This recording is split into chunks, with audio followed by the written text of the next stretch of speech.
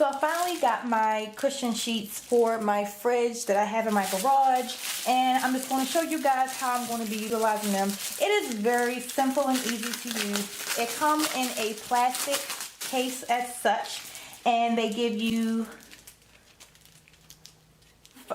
five different colors. You get 2 green, 2 blue, and 1 pink. I have 4 sections, so I'm going to start off by using the blue.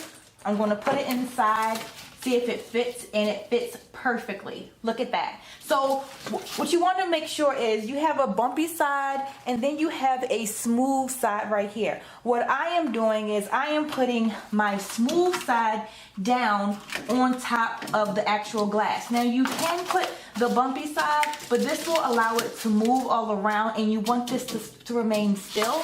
So you want to put it on the smooth side while having the bumpy side face upward.